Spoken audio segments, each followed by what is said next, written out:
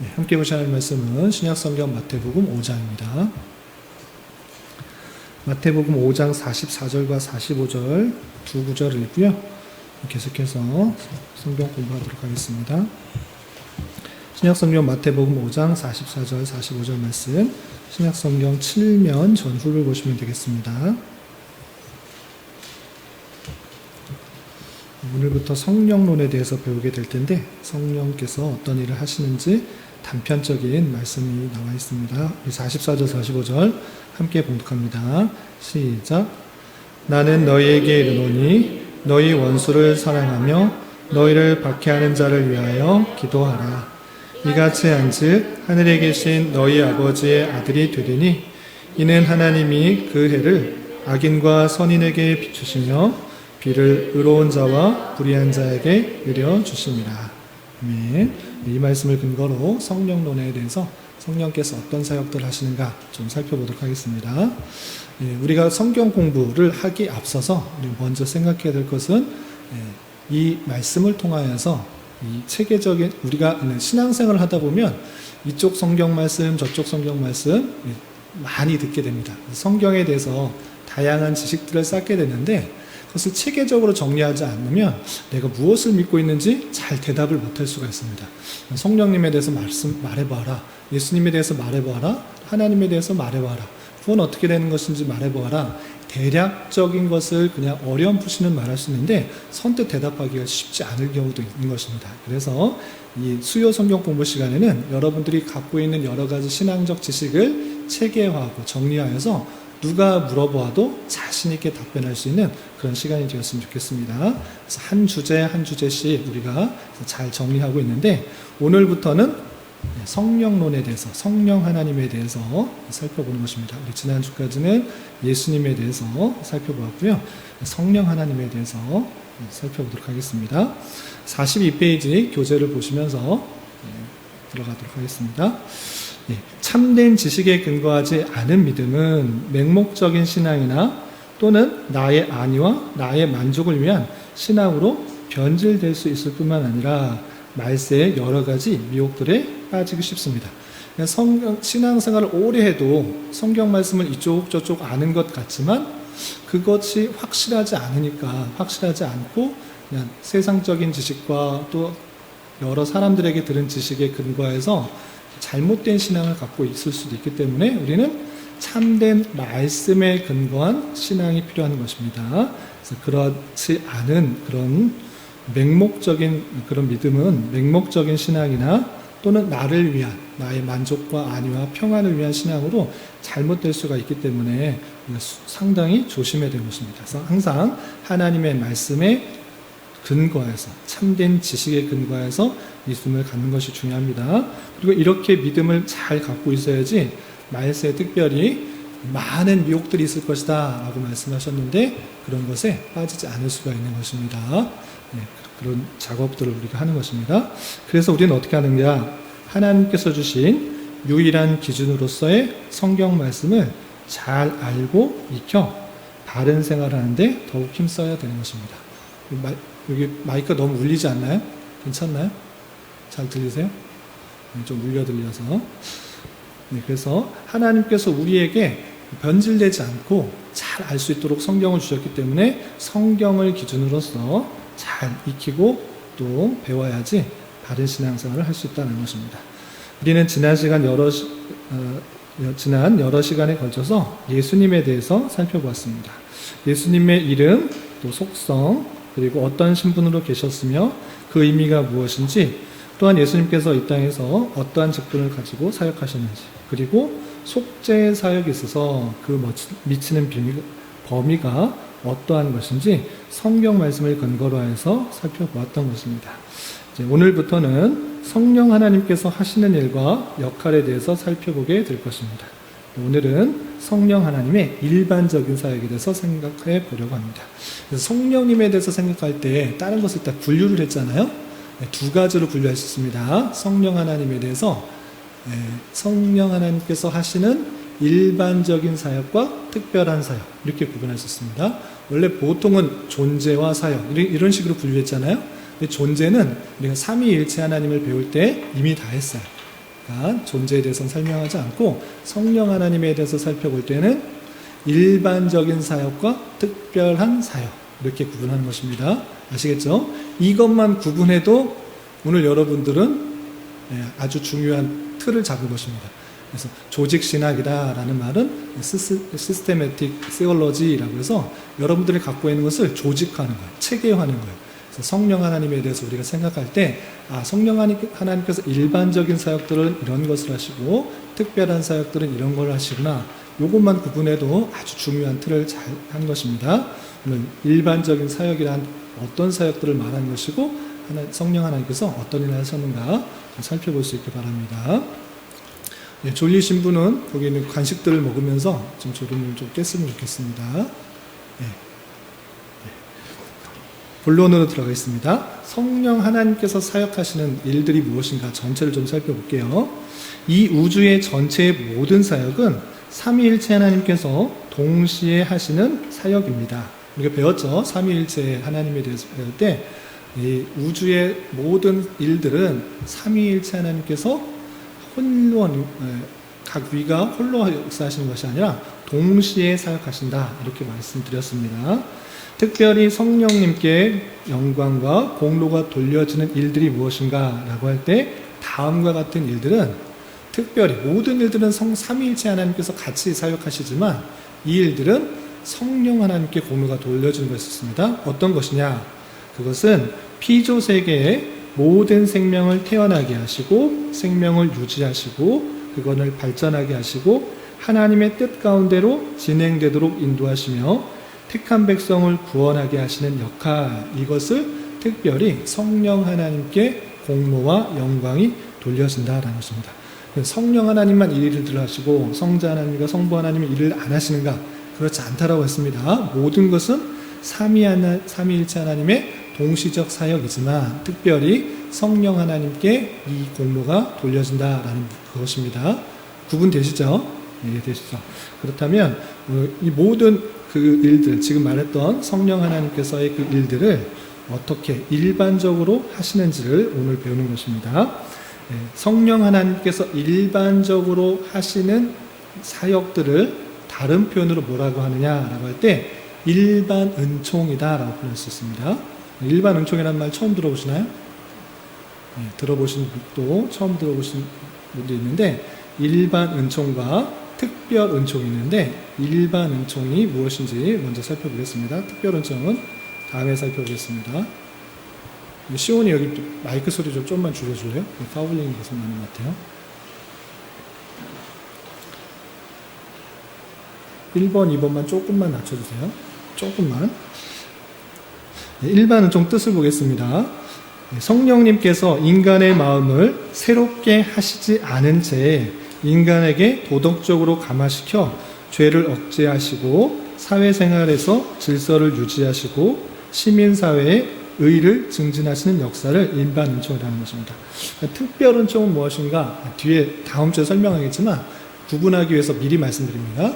성령 하나님께서 구원을 택하신 백성에게 구원을 적용하는 것을 특별 은총이다라고 하는 것이고요. 그렇지 않고 조금만 더 줄여주세요.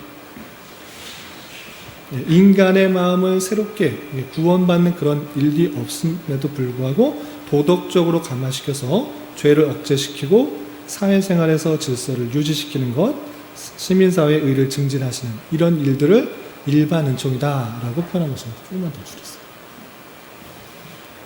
그래서 하나님께서 모든 인간들에게 차별 없이 기뻐하시는 분량만큼 부여하시는 일반적인 복들을 일반 은총이다라고 하는 것입니다. 네, 이해가 되시나요?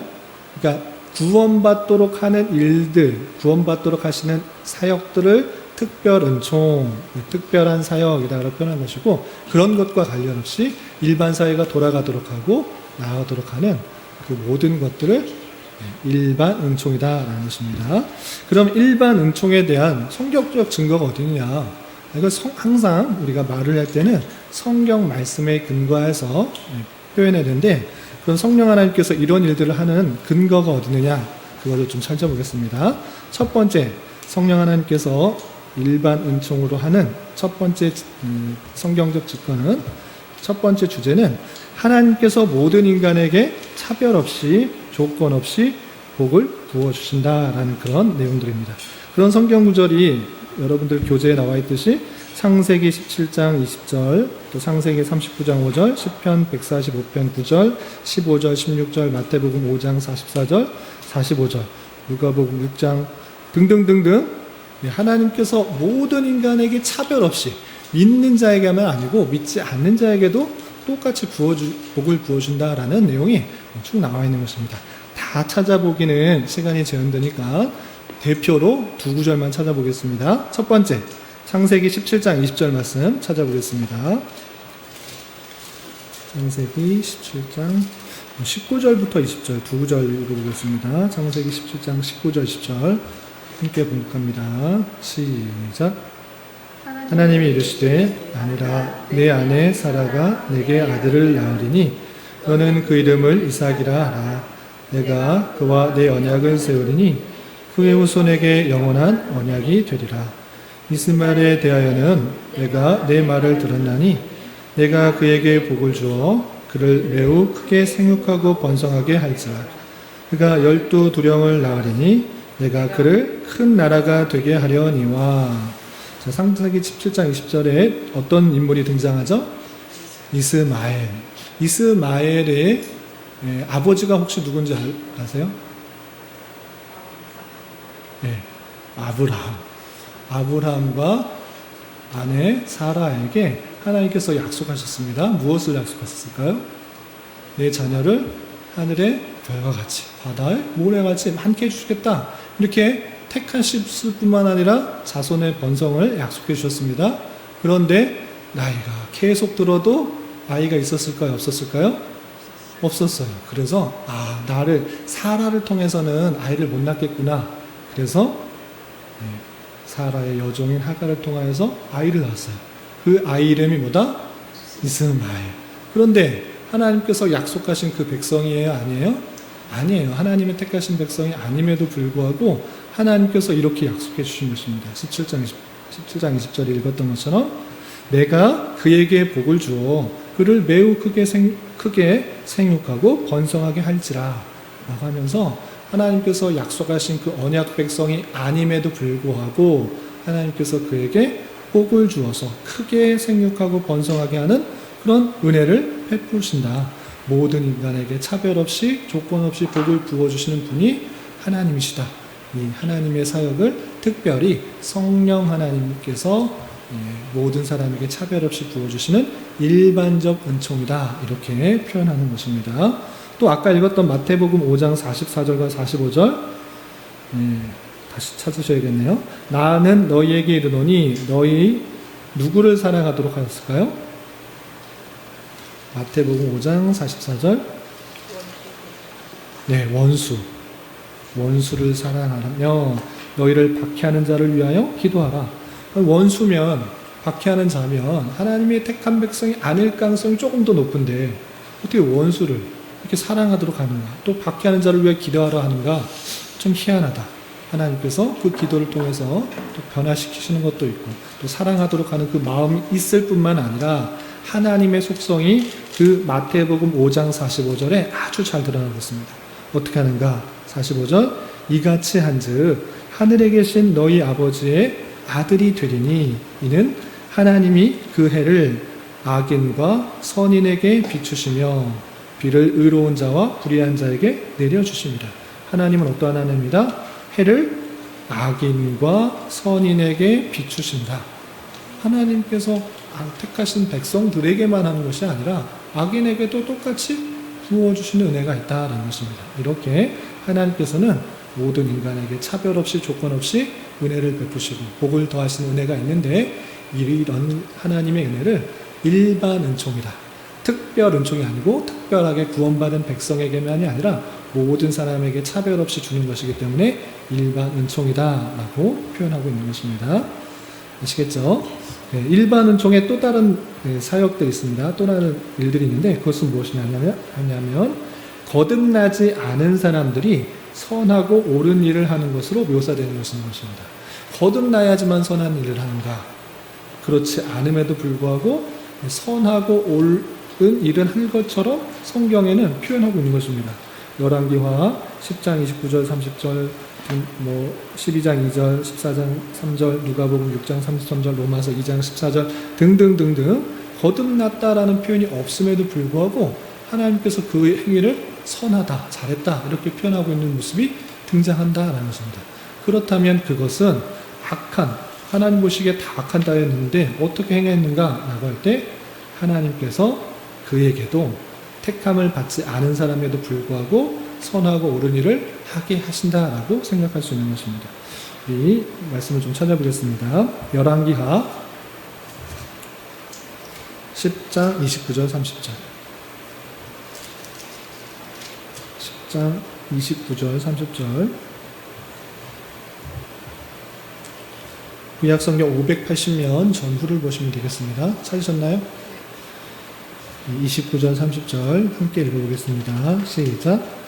이스라엘에게 범죄하게 한 느밧의 아들 여로보암의 죄 곧 베델과 단에 있는 금송아지를 섬기는 죄에서는 떠나지 아니하였더라.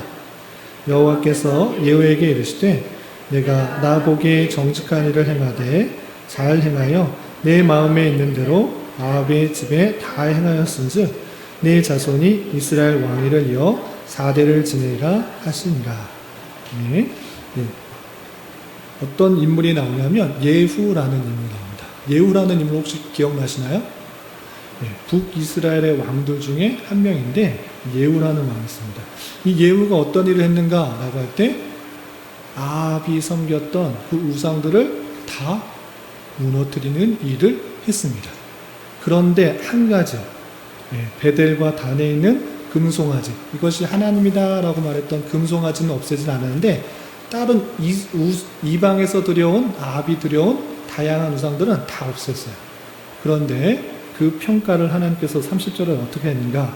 여호와께서 예후에게 이르시되 내가 나 보기에 정직한 일을 잘 행하여 내 마음에 있는 대로 아합의 집에 다 행하였은즉 이라고 표현하였습니다. 그러니까 아합에서 다양한 가진 우상들을 다 들여놨는데 그런 거 다 없앤 거 잘했다 이렇게 평가하고 있는 것을 보십니다. 그런데 그 예후가 하나님 마음에 정확하게 합당한 사람이었습니까? 아니었습니까? 아니었습니다. 그럼에도 불구하고 하나님께서는 그 예후에게 평가를 이렇게 하고 있는 것입니다. 너가 정직한 일을 행하였다. 잘 행하였다. 내 마음에 있는 대로 잘 행했다 라고 평가하는 그 모습을 볼 수 있는 것입니다. 이렇게 택함받지 않은 사람임에도 불구하고 거듭나지 않은 사람임에도 불구하고 하나님의 평가가 옳았다, 잘했다라고 하고 있는데 그것은 하나님께서 그 악한 자를 통하여서도 하나님의 뜻을 이루어 나가시는 섭리라는 것을 알 수가 있고 이런 것을 하나님의 특별히 성령 하나님의 일반적인 사역이다 이렇게 표현하고 있는 것입니다. 또 신약 성경으로 한번 찾아보겠습니다. 누가복음 6장 33절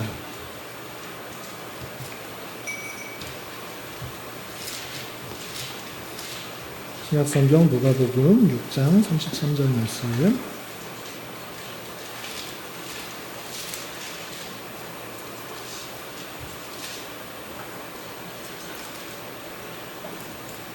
찾으셨나요? 네, 같이 한번 읽어보겠습니다. 시작.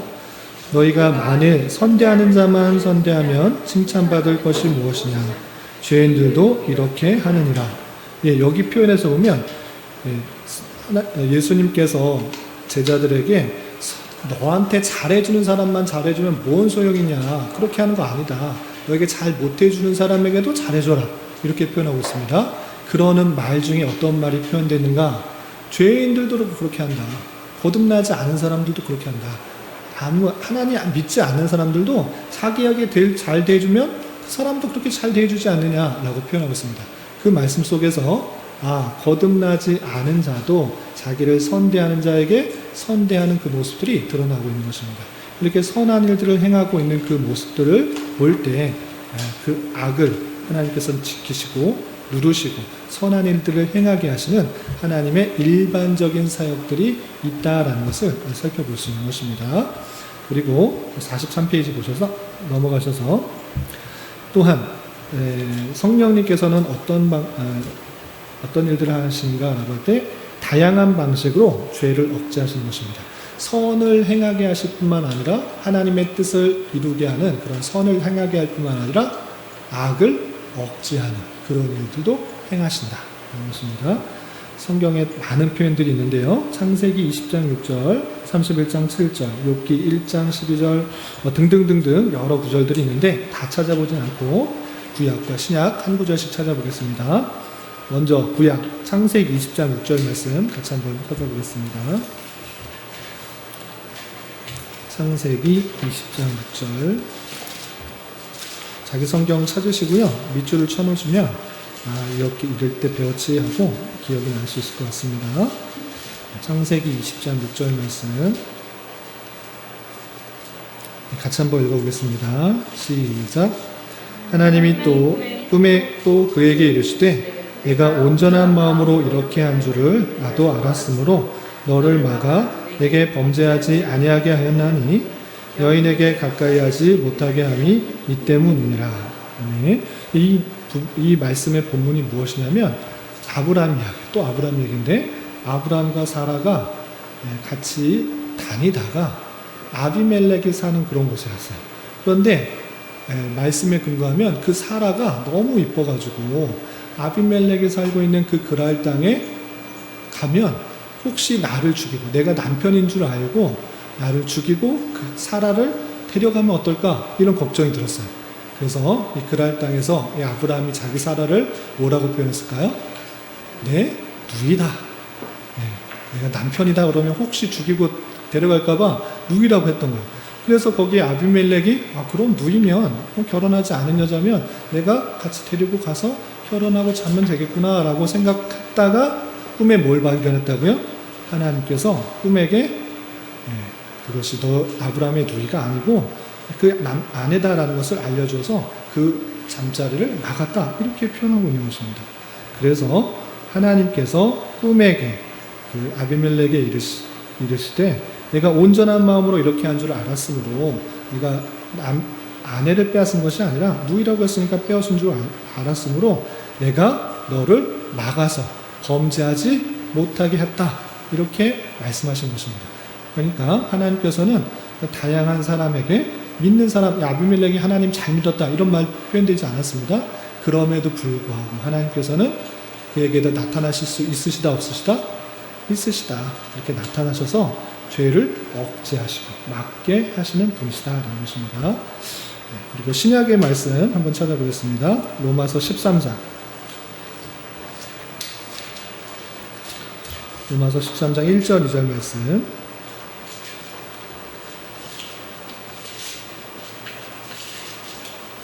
신약성경 257면 전수를 보시면 되겠습니다.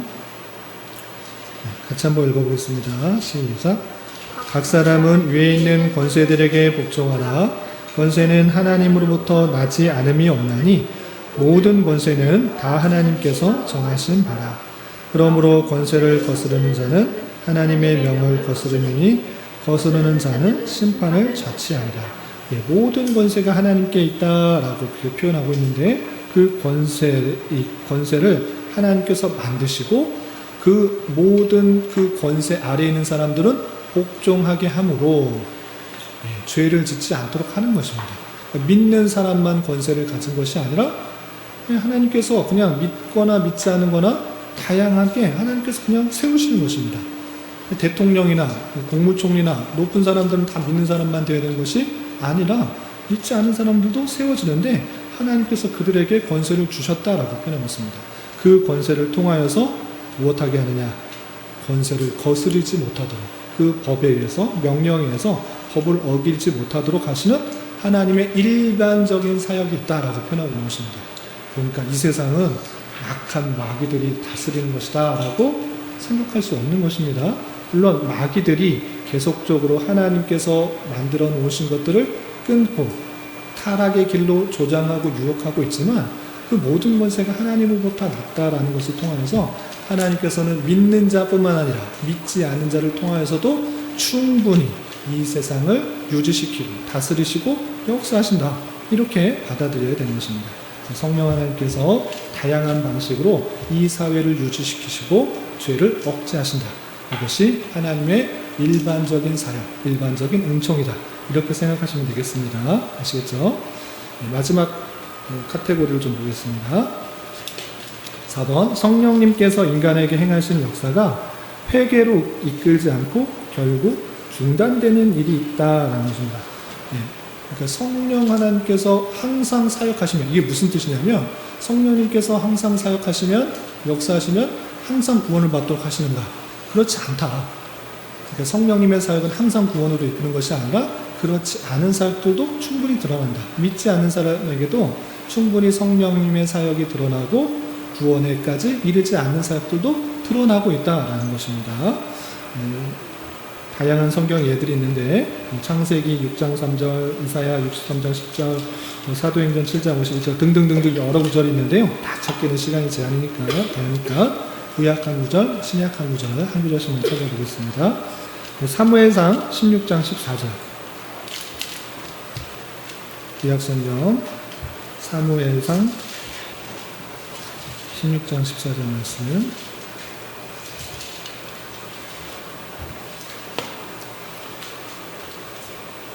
구약성경 434쪽 전후를 보시면 되겠습니다. 16장 14절 찾으셨나요? 네, 같이 한번 읽어보겠습니다. 시작. 여호와의 영이 사울에게서 떠나고 여호와께서 부리시는 악령이 그를 번뇌하게 한지라. 예, 이 부분이 어떤 부분인지 혹시 기억나시나요? 네, 사무엘상에 보면 이스라엘 백성들에게 왕이 어떻게 세워졌는지 쭉 나오고 있습니다. 그런데 첫 번째 왕이 누구였을까요? 사울. 잘 기억하고 있습니다. 첫 번째 왕이 사울이었는데 그가 첫 번째 왕이 되었을 때 사울의 모습이 어땠을까요? 건장하고 하나님, 핵심적인 건 하나님 잘 믿는 사람이었을까, 안 믿는 사람이었을까요? 잘 믿었어요. 하나님께 잘 경배하고 하나님 난 부족하고 연약하지만 하나님께서 기름 부음으로 내가 잘 감당하겠습니다 라고 했던 사람이에요. 그런데 가면 갈수록 좋은 모습으로 드러났어요? 안 좋은 모습으로 드러났어요? 안 좋은 모습으로 드러났어요.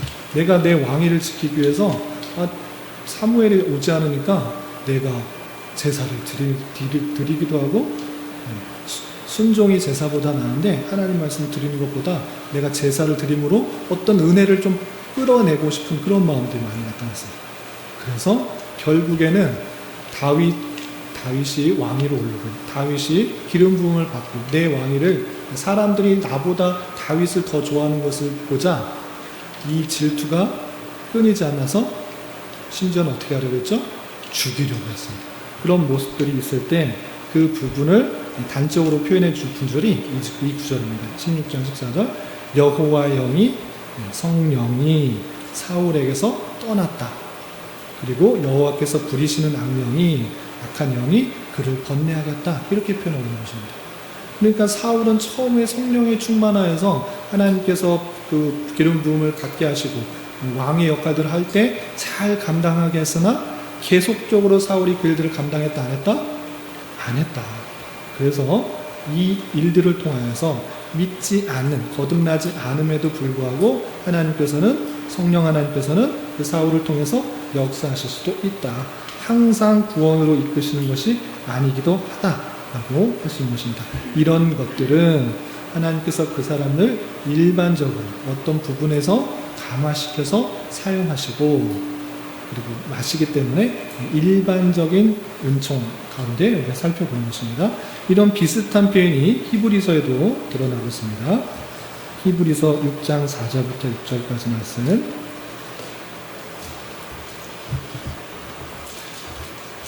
히브리서 6장 4절부터 6절까지 말씀. 찾으셨나요? 신약성경 358쪽 전후를 보시면 되겠습니다. 히브리서 6장 4절부터 6절까지 함께 읽어보겠습니다. 시작. 한 번 빛을 받고 하늘의 은사를 맛보고 성령에 참여한 바 되고 하나님의 선한 말씀과 내세의 능력을 맛보고도 타락한 자들은 다시 새롭게 하여 회개하게 할 수 없나니 이는 그들이 하나님의 아들을 다시 십자가에 못 박아 드러내놓고 욕되게 함이라. 예, 여기서 4절 보시면 한 번 빛을 밟고 하늘의 은사를 맛보고 성령에 참여한 바 되고 라고 표현하고 있습니다. 어느 정도 하나님께서 그들을 사용하셔서 놀라운 은혜들을 체험한 것입니다. 또 성령에 참여한 바까지 된 것입니다. 그럼에도 불구하고 타락한 자들은 다시 새롭게 하여 회개할 수 없다 이렇게 표현하면서 믿지 않은 자들에게도 성령에 참여하게 되어서 놀라운 것들을 경험할 수도 있지만 그것에서 완전히 구원에 이르게 되는, 항상 그렇게 구원에 이르는 것이 아닐 수 있다. 이것을 살펴볼 수가 있는 것입니다. 그렇다면 여기서 오해하지 말아야 될 것이 있습니다. 어떤 것입니까? 우리가 지난주에 살펴볼 때 예수님께서 우리를 위해서 십자가에 달려 돌아가신 속죄의 사건은 택하신 백성을 위해 돌아가신 것이고, 그 구원한 것은 절대 끊어지지 않는다. 어떤 것도 기근이나 적신이나 칼이냐 어떤 것도 끊을 수 없다. 항상 구원에 이끄신다고 분명히 말씀하셨는데 아니지 않습니까? 분명히 성령의 은사를 받았는데도 타락한 자들도 있고, 구약 성경에 보면 사울도 성령에 충만했지만 나중에서 영이 떠나가지 않습니까? 그 구원에서 이탈되는 사람도 있지 않습니까? 라고 말하는데, 그래서 우리가 어떻게 이해되는 거죠? 그 은혜를 받은 자, 성령의 충만함을 받고 또 은사를 맛보고 선한 말씀과 내세의 능력을 맛본 사람이 항상 택함을 받은 자가 아닐 수 있다는 것입니다. 다시 말하면 하나님께서 일반 은총 가운데, 성령의 은혜 가운데, 성령의 사역, 일반적인 사역 가운데 믿지 않는 자에게도 그런 은혜들을 주신다는 것입니다. 성령의 충만함도 주시고 또 빛을 보시고 은사를 맛보게 하고 선한 말씀과 내세의 능력을 맛보게 하실 수 있다. 이것이 일반 은총이라는 것입니다. 그런 은혜들을 받았다고 항상 거듭났다라고 표현하는 것이 아니라, 그런 은혜, 믿지 않는 자에게도 일반 은총 가운데 그런 역사가 드러날 수 있다라는 것입니다. 그러니까 눈에 보이는 것으로 사람의 택함과 그렇지 않음을 판단할 수가 없다는 것입니다. 이해가 되시나요? 다시 한번 정리하겠습니다. 하나님께서 예수 그리스도를 이 땅에 보내시고 십자가에 달려 돌아가신 것은 그가 말씀하신 것과 같이 자기에게 속한 그 백성을 위해 이 땅에 오셔서 돌아가셨고, 그 백성은 절대 끊어지지 않는다라고 분명히 말씀하셨기 때문에 그 말씀은 오류가 없고 틀림이 없는 것입니다. 그럼에도 불구하고 우리가 그가 누군지 전혀 알 수 없다는 것입니다. 주님께서 내게 속한 백성을 위해서 간구하고 기도하고 어떤 상태에 있을 것인지 분명히 말했는데 그가 우리는 누군지를 알 수 없다는 것입니다. 그래서 당장의 눈에 보이는 사울과 같은 성령의 충만을 받고 왕의 일들을 하고, 또 신약 성경에 한 번 빛을 받고 은사를 받고 성령에 참여한 것 같은 사람들, 선한 말씀과 내세의 능력을 맛보고 있는 사람일지라도 그가 거듭난지 안 나는지를 알 수도 없고 택함 받은지 알 수 없다는 것입니다. 그래서 그가 타락하게 되고 다시 구원받지 못하는 모습으로 드러날 수 있다. 이렇게 이해하는 것입니다. 차이점을 아시겠나요? 차이점을 아시겠죠? 그러니까 우리가 섣불리 당장에 드러나는 일로 그 사람이 구원받았다, 구원받지 못했다 판단할 수 없는 것입니다. 성령의 뛰어난 능력들을 행하는 그런 사람일지라도 구원받은 것이 아닐 수도 있다. 하나님의 택함 받음이 아닐 수도 있다. 타락한 자들이 얼마나 많이 있는가, 그렇게 우리는 생각해 볼 수 있는 것입니다. 그리고 반대적인 일도 있습니다. 아주 반대적인 일이 누굽니까? 사도 바울. 사도 바울은 정말 예수님 믿는 사람들 쫓아다니면서 죽이려고 했던 사람입니다. 내가 가서 다 죽이리라 라는 그런 마음으로 살기 등등하면서 다메섹으로 가는 길에 예수님을 만났습니다. 그래서 그가 완전히 변화됐는데도 그 주변 사람이 그와 가까이 가기를 두려워했어요. 혹시나 그 변한 것처럼 해가지고 나를 붙잡아가서 죽이지는 않을까. 그가 회심했는지 예수님 믿었는지 제대로 확증이 안 되니까 두려워했던 것이죠.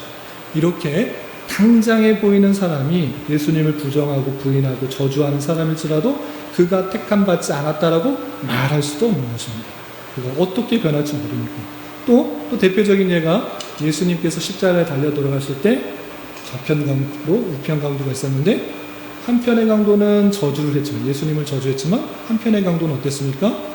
그 자리에서 내가 당신이 천국에 가면 나도 낙원에 있게 달라고 이렇게 예수님께 간구할 때 그 기도를, 그 간구를 들어주신 것입니다. 그 밑에서 보는 사람은 무슨 얘기했는지 정확하게 못 들을 가능성이 많습니다. 십자가에서 힘이 빠진 상태에서 이제 죽게 되는 상황에서 꼭대기에서 무슨 얘기했는지 정확하게 못 듣고 저렇게 죄질렀으니까 죽었겠다. 예수님도 잘 이해 못한 사람들은 저주받아 죽고 그 두 강도도 저주받아 죽었고 다 죽었겠다라고 생각하지만 예수님과 또 회개했던 그 한편의 강도는 그 자리에서 회개한 것으로 나와 같이 낙원에 됐다라는 그 모습을 볼 수 있는 것입니다. 그렇기 때문에 우리는 누구도 이 세상에 어느 누구도 선택을 받았다 또 선택받지 못했다 이렇게 판단하지 않는 것입니다. 그 모든 주권은 하나님께 있다라는 것을 우리는 알아야 되고 오늘 본문 오늘 주제와 관련해서 성령 하나님께서 하시는 사역들 가운데 꼭 택한 사람들만 또 믿는 사람들에게만 역사하는 것이 아니라 믿지 않는 사람에게도 충분히 역사할 수 있다. 이렇게 생각하시면 되겠습니다. 죄를 억제하게 하시고 또 선을 행하게도 하시고 모든 사람에게 차별 없이 조건 없이 복을 부어주신 분이 하나님이신데 특별히 성령 하나님께서 그들을 주장하신다라고 우리가 고백하면 좋겠다라는 것입니다. 그런 표현을 일반 은총이다 라고 표현하는 것입니다. 다음 시간에는 특별 은총 특별히 택함 받은 사람에게 하나님께서 어떤 은혜를 주시는지를 좀 살펴보겠습니다. 아시겠죠? 3번 보시면 이제 일반 은총으로 사용되는 방법들과 효과를 보겠습니다. 1번 일반 은총으로 사용되는 방법들 하나님께서 모든 사람에게 차별 없이 은혜를 주시는 방편이 어떤 방편으로 사용하시는가 라고 할 때 첫 번째 하나님의 계시의 빛입니다. 그게 무슨 뜻이냐? 그것은 모든 사람에게 양심을 주셔서 그것을 지도하신다라는 것입니다. 로마서 1장 21절 보시면 옆에 메모란에 구절이 있는데 제가 한번 읽어드릴게요. 창세로부터 그의 보이지 아니한 것들 그의 영원하신 능력과 신성이 그가 만드신 만물에 분명히 보여 알려졌나니 그러므로 그들이 핑계하지 못할지니라 표현하였습니다. 이게 무슨 뜻이냐면 하나님이 안 계시다라고 말할 수 없다는 것입니다. 왜? 그들에게 양심이 주어졌기 때문에 양심이 찔림이 된다라는 것입니다. 이것이 하나님의 일반적인 사람에게 주시는 계시의 빛이다. 그러니까 누구든지 갑자기 번개가 치고 지진이 나고 이렇게 일어나면 내가 뭐 잘못한 게 없나? 죄 지은 건 없나? 하나님 신이시여 나를 용서해 주십시오. 나를 건져 주십시오. 죽게 되면 그렇게 부른다는 것입니다. 그런 신의식과 함께 양심이 있어서 그 양심을 통해서 올바른 길로 오도록 하시는 하나님의 방편이 있다는 것입니다. 그것이 하나님의 계시의 빛이다라고 표현하고 쉬운 말로 사람에게 어느 정도의 양심이 있어서 그가 올바른 일들을 행할 수 있도록 하게 하신다는 것이고요. 두 번째로 일반 은총으로 사용되는 방법은 정부와 여론입니다. 정부, 국가라고 표현할 수 있고 여론도 표현되는데 하나님께서는 정부를 통하여서 일반 질서를 유지시키십니다. 그리고 특별히 하나님의 계시의 빛이 강화될 때 그것에 합당한 여론이 나타나기도 합니다. 그러니까 정부를 통하여서 이 세상, 이 나라가 잘 다스려지게 하는 것 하나님이 없어서 되는 것이 아니라 하나님께서 그렇게 하신다는 것입니다. 아까도 읽었듯이 로마서 13장 1절에 분명히 이렇게 표현하고 있습니다. 각 사람은 위에 있는 권세에게 복종할지니 권세는 하나님으로부터 나지 않음이 없나니 권세는 모든 것이 하나님으로부터 난다. 모든 권세가 하나님께서 그렇게 세워주신 것이다 라고 표현하고 있는 것입니다. 이렇게 하나님께서 그 국가를 통하여서 우리가 살아갈 수 있는 일반적인 사회 질서가 유지되도록 하시는 방편이 있다는 것이고요. 그리고 그 가운데 사람들이 점점점 여론들 서로 같이 이야기하는 것들이 강화됨으로 하나님의 뜻을 발견하기도 한다는 것입니다. 또 세 번째 보면 하나님의 벌과 상이 있습니다. 무슨 뜻이냐? 세상의 법들을 통해 죄를 단념하게 하고 상을 통해 선을 장려하도록 한 것입니다. 정부뿐만 아니라 어떤 일에 있어서도 학교에서도 그렇죠. 잘하면 상장을 주고 그리고 못하면 벌을 받는 것이잖아요. 그런 상과 벌의 제도를 통하여서 하나님께서 잘한 일들은 증진시키고 잘못한 것들은 금지시킨다.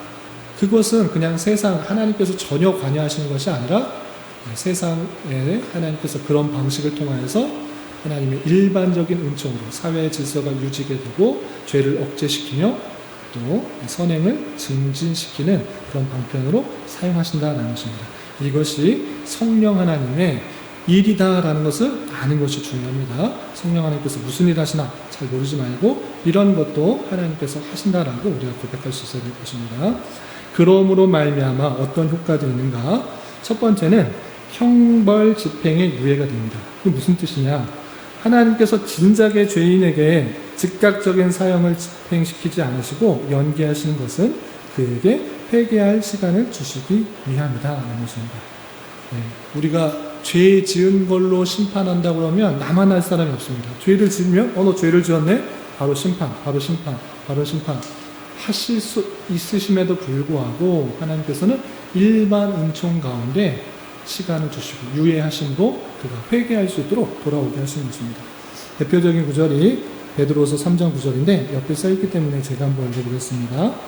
주의 약속은 어떤 이들이 더디다고 생각하는 것 같이 더딘 것이 아니라 오직 주께서는 너희를 대하여 오래 참으사 아무도 멸망하지 아니하고 다 회개하게 이르기를 원하시느니라. 그래서 오래 참으사 아무도 멸망하지 아니하길 원하신다 하면서 오래 참으시는 그 하나님의 마음을 볼 수 있는데 이렇게 죄를 짓는데 바로 심판하시는 것이 아니라 일반 은총 가운데 형벌을 유예하셔서 회개할 수 있도록 기회를 주시는 것을 우리가 살펴볼 수 있는 것입니다. 비슷한 표현인데 두 번째는 죄의 억제입니다. 일반 은총을 통해서 개인들과 사회의 삶에서 죄가 억제되는 효과를 볼 수 있습니다. 정부나 또는 어떤 기관들이나 단체에 있어서 해야 될 것, 하지 말아야 될 것, 상벌 제도를 둠으로써 죄가 억제되는 효과를 줄 수 있다는 것입니다. 그리고 세 번째, 일반 은총을 통해서 진리나 도덕성, 종교에 관한 의식들을 가지게 된다는 것입니다. 인간은 여전히 어느 정도 참된 것과 선한 것과 아름다운 것에 대한 의식을 지니고 어느 정도 분별하며 종교성을 드러내게 되는데 이것도 마찬가지로 성령 하나님께서 모든 사람에게 주시는 일반적인 은총이다 이렇게 생각해 될 것입니다. 네 번째는 시민적 의의가 있는데 외적으로 하나님의 율법과 일치하는 행위를 하기도 하는데 이것도 겉으로 보는 것으로 하나님께서 그런 은혜들을 끼쳐셔서 시민적 의를 이루시기도 한다는 것이고요. 또 자연적인 복이 있는데 일반 은총에 힘입어 모든 일반적이고 자연적인 복을 누립니다. 아까 말씀드린 것처럼 하나님께서는 악인과 선인에게 똑같이 비를 비추신다라고 하는 것처럼 하나님께서 일반 은총 가운데 그런 일반적이고 자연스러운 복을 모두에게 끼치는 그런 효과들을 느끼게 되는 것입니다. 여기까지가 성령 하나님께서 믿는 사람, 믿지 않은 사람 구별하지 않고 모든 사람에게 차별 없이 복을 주시고 선을 하도록 하고 죄를 억제하시고 하시는 일반적인 일들과 그런 말미암은 효과들에 대해서 배웠는데 혹시 궁금한 거 있으세요? 예. 일반 은총으로 사용되는 방법들 중에서도 정부와 국가와 여론을 들어서 사용을 하신다라고 써있는데 모든 정부가 그런 어떤 도덕적인 질서나 이런 것들이 누구나 다 봤을 때 합법적이거나 정당하다거나 이러지 않은 법들도 사실은 굉장히 많이 있잖아요. 네. 북한을 봐도 그렇고 네. 아니면 역사적으로 독일의 히틀러나 이런 과거들을 봤을 때도 그렇고 네. 근데 이런 것들조차도 하나님께서 하나님의 그 계획 가운데 이거를 선하게 사용하고 계시는 것인지 모든 권세라고 했기 때문에 포함되는데 그 차이는 많이 있겠죠. 뭐 좋은 정부가 있는가 하면 인권을 아주 핍박하고 타락하는 그런 나라도 있겠는데 그 나라임에도 불구하고 무정부 사태보다는 좋다라는 것이 그런 다른 일반적인 모습입니다. 무슨 뜻이냐 하면 물론 북한이 좋다라는 건 아닙니다. 인권이 탄압되고 아주 안 좋은 것의 극치를 보여주고 있는데 그럼에도 불구하고 무정부 상태에 힘만 양육강식의 상대인가라고 할 때 그거보다는 낫다라는 거죠. 그러니까 그렇지 않으면 그러니까 칼 갖고 있는 사람, 힘이 센 사람, 그 사람이 모든 것을 죽이거나 해하거나 이렇게 하기 때문에 그 무정부 상태보다는 나았지만 그럼에도 불구하고 그 타락한 모습들, 인간의 모습들을 너무나 잘 보여주는 나라들이 없지 않아 있습니다. 그래서 그들에게 있어서 어떻게 이제 올바른 진리를 가르쳐주고 올바른 자유를 알려주고 다른 일들을 해야 될 것인가는 우리가 계속적으로 다양한 방편으로 그들에게 시도를 해야 되는 것입니다. 우리가 이제 우리는 잘 사니까 그들은 뭐 어떻게든 상관없다.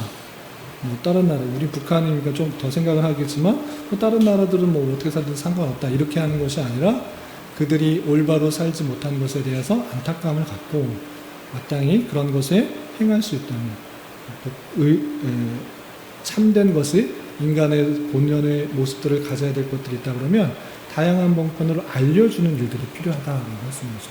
근데 그것들이 믿는 자에게만이 아니라 믿지 않는 자에게도 동일하게 하나님께서는 은혜를 주시고 역사해 주셔서 그렇게 영향을 끼치도록 됐다는 것입니다. 그러니까 지금 죄로 물들어서 아주 악한 그 인간의 모습들이 전쟁으로도 드러나고 악한 나라의 정부로도 드러나고 그러는데 그런 것이 그러면 그런 것들은 이제 전혀 하나님의 은반 은총이 없다 이렇게 표현하지 못하고 그런 것들이 잘못되어 가고 있을 때 하나님의 올바른 일들이 비추도록 우리가 영향을 미치는 방법으로 계속 일들을 해 나가야겠다.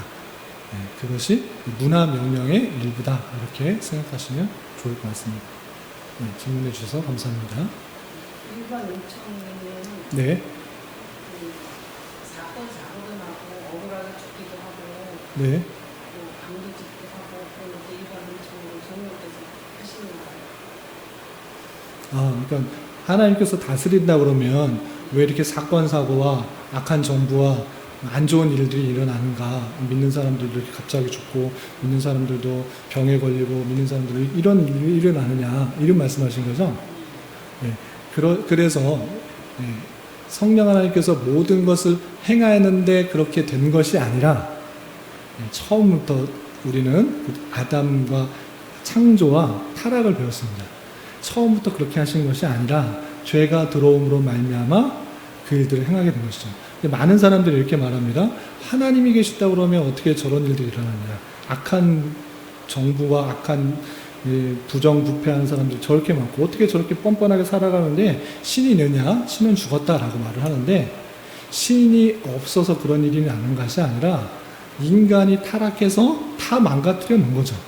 인간의 죄가 드러나서 사단의 꾀임을 받아서 인간이 죄를 짓게 되고 하나님의 은혜를 받으면서 살고 하나님을 공급받는 힘으로 살아가는 것이 아니라 자기의 욕심과 유익만으로 살아갈 때 이 지금 일어나는 일들뿐만 아니라 아담과 하와가 타락하고 나서 바로 아들에게 뭐가 나타났습니까? 살인이 일어났어, 살인. 하나님의 은혜 없이는 하나님의 그 말씀을 떠나서는 얼마나 부패하고 타락한지를 보여주는 그런 사건들이라고요. 하나님과 같아지려고 하고 자기 욕심만을 챙기려 하는 것들이 인생이기 때문에 타락한 인생의 모습들이 지금 드러날 것인데 그럼에도 불구하고 하나님께서는 일반 은총 가운데 질서를 유지하시고 또 회개하도록 형을 유예시키시고 그 가운데서도 하나님의 택하신 백성들을 돌아오게 하시고 또 정부를 그나마 세우게 하셔서 인권을 어느 정도 보호하고 사회 질서를 유지시키는 하나님의 은혜가 있다 이렇게 생각하시면 좋겠습니다. 그래서 하나님의 성령 하나님의 은혜가 있다 그러면 어떤 일이 그런 일이 일어나냐 이것이 아니라 죄와 타락으로 얼룩진 이 세상이 당연하게 일어남에도 불구하고 하나님께서는 그 사건 사고 속에서도 택하신 백성들을 끝까지 지켜 보호하시고 구원하시고 하나님의 선하신 뜻을 이루어 나가신다. 이렇게 생각하면 좋을 것 같습니다.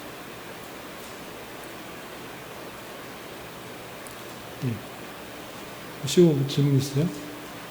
있어요? 혹시 이 성령 하나님 외에 지난주에 배웠던 거나 아니면 세교 시간에 배웠던 거나 아니면 전체적인 궁금하신 것들이 있으면 질문해 주시기 바랍니다. 이거 저 설교 시간 아니고 공부하는 시간이니까 자기가 아는 것들을 체계적으로 정리하고 또 이렇게 구분할 수 있는 그런 시간이니까 혹시 평소에 궁금하던 거나 질문할 것이 있으시면 아무거나 질문해 주시기 바랍니다. 준성이 저 물어볼 것 같아요. 질문 없어요? 예. 그래서 박성수 권사님 혹시 질문하실 거 없어요? 예. 성경을 바로 잘 알고 그것을 통해서 바른 신앙을 가질 수 있어야 될 것이고 이 시간을 통해서 여러분들이 다양하게 알고 있던 지식들을 체계하고 정리해서 누가 물어보더라도 좀 잘 답변할 수 있도록 정리할 수 있는 그런 시간이 될 수 있기 바랍니다. 그리고 늘 말씀드린 것은 교리를 배우고 또 성경을 배우고 이것에 지식으로 그치는 것이 아니라 배운 대로 하나님께 감사하고 실제 하나님께서 원하시는 삶을 살아가기에 힘써야 될 것입니다.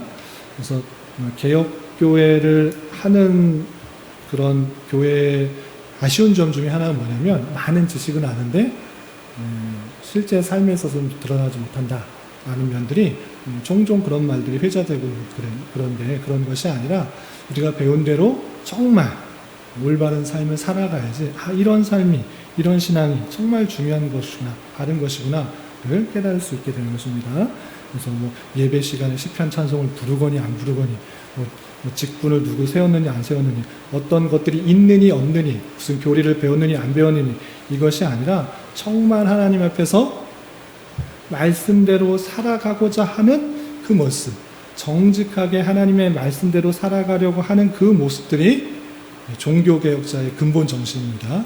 그러기 위해서 어떤 걸 해야 된다, 어떤 걸 해야 된다라고 말했던 것이 어떤 걸 해야 된다, 말해야 된다 이런 것들로 해서 우리가 그것을 긍지로 삼는 것이 아니라 정말 하나님의 말씀대로 가까이 가려고 그 말씀대로 고쳐나가려고 하는 그런 자세가 개혁교회에 있어서 아주 중요한 핵심이라는 것들을 기억하면서 교리를 배웠고 안 배웠고 시편상에서 했고 안 했고 이것을 중요시 여기는 것이 아니라 그 모든 것들을 통해서 정말 하나님께서 하시고자 하는 말씀대로 좀 더 가까이 가고자 하는 그 말씀들 실제 삶으로 하나님께서 원하시는 삶을 살아가고자 하는 것이 드러나야지 개혁교회의 올바른 모습이라 생각하면서 그런 것을 잘 감당할 수 있는 우리 모두가 될 수 있기 바랍니다. 나가며 읽고 마치겠습니다. 이상을 통해 성령 하나님의 사역 중에서 피조 세계에 행하시는 일반적인 사역에 대해서 살펴보았습니다. 배운 교훈처럼 하나님께서는 택하신 백성들을 통해서만 역사하시는 것이 아니라 이 세상 모든 사람들과 또 만물들을 통해서 역사하신다는 사실을 잘 알아야겠습니다. 또 그러한 가운데 그의 일반 은총으로 역사하시는 선하신 인도하심을 경험하며 하나님을 늘 찬양할 수 있어야겠으며 더 구체적으로 이것을 통해서 보이시는 하나님의 놀라운 뜻이 무엇인지를 말씀을 통해 잘 확인해야겠습니다. 다음 시간에는 성령 하나님의 특별하신 사역, 특별 은총에 대해서 생각해 보도록 하겠습니다. 기도하고 마치겠습니다. 하나님 아버지 감사합니다. 오늘 성령 하나님의 일반적인 사역에 대해서 살펴보았습니다. 성령 하나님께서 모든 사람에게 또 동일하게 역사해 주시는 그런 형편이 있는 줄 알아 그 섭리의 손길들에 대해서 우리 감사하며 또 그 권위와 또 역사를 존중하며 하나님의 선하신 뜻을 잘 깨달을 수 있도록 인도하여 주시옵소서. 주님, 이 세상은 아담의 타락으로 말미암아 많은 죄와 또 비참 가운데 자기의 욕심과 유익만을 누리기 위해서 환경을 파괴하고 사람을 파괴하고 악한 길로 접어져 가는 그 모습들이 있습니다. 그 모습들을 안타깝게 여기며 우리가 하나님의 뜻을 받은 자로서 또 선을 행하기에 힘쓰고 또 주님의 뜻을 이루어가기에 더욱더 노력하게 인도하여 주시고 특별히 우리 주변에 어렵고 힘든 사람들에게 또 도움을 뻗치게 하여 주시고 또 세계 곳곳에서 들려오는 안타까운 소식들에 대해서 기도하며 하나님의 선하신 뜻을 간구하는 저희 모두가 될 수 있도록 인도하여 주시옵소서. 이런 많은 성경의 지식과 교리의 내용들이 단순히 머릿속에만 갇혀 있는 것이 아니라 하나님께서 원하시는 그런 삶의 모습으로 잘 드러나게 하여 주시고 이 썩어져가는 시대와 또 세대 속에서 소금과 빛의 역할들을 잘 감당하는 교회가 될 수 있도록 인도하여 주시옵소서. 주님, 돌아오는 주일에는 성찬과 또 소그룹 모임이 있습니다. 성찬의 풍성한 은혜를 잘 경험하고 또 은혜를 나누게 하여 주시고 또 소그룹 모임을 통해서도 성도 간의 친밀한 교제가 있을 수 있도록 은혜를 더하여 주시옵소서. 마치고 돌아가는 발걸음도 안전하게 지켜주실 줄 믿으며 이 모든 말씀 예수님의 이름으로 감사히 기도드리옵나이다. 아멘.